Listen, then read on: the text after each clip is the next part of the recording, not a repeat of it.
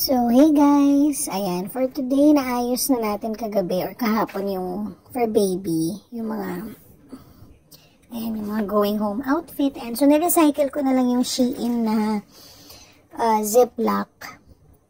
Pero ito ay ko na siya, tawag doon, na-disinfect ko naman siya. Pinanasan natin siya ng antibacterial na wipes, loob and labas. Kasi sayang, kaysa bumili ako ng yung plastic, although syempre sa iba mas gusto nila yung bagong bili, pero since nagtitipid tayo, we're on a budget and gusto nating ma-recycle tong mga Ziploc bag ng Shein, di may kaswel, ito na yung gamitin natin. So meron na tayong for delivery, set A, set B, going home, and extras. Actually sobra na yan, sinobrahan ko na lang talaga para sure. So yung label, hindi ko na lang siya dinikit sa labas.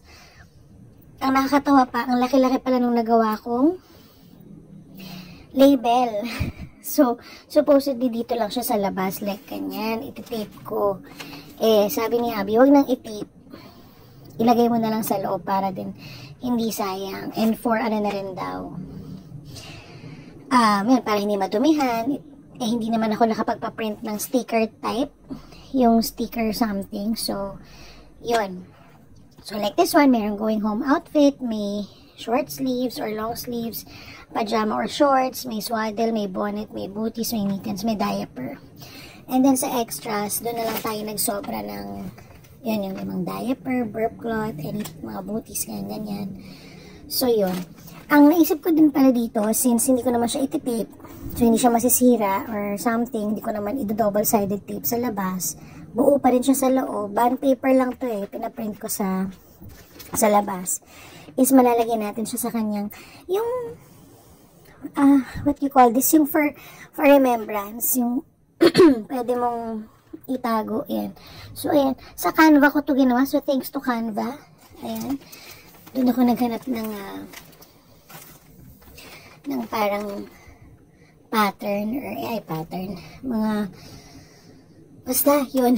Share ko na lang sa inyo next time, pero yan, pwede ko nga itong ilagay sa parang photo album ni baby, yun nga ba tawag doon. So yun. Ayan. Tapos guys, nagtanong ako sa OB ko kung anong feminine wash ang babaunin ko sa hospital. So kung anong brand, ito yung nirecommend niya, Gyne Pro na Ultra Protection Feminine Wash. Ayan. Clinically tested by OB-GYN. So, ito. Ayan, bumili na ako. Ayan. So, ito yung dadala natin sa hospital. Meron tayong wipes, maternity pads, cotton balls.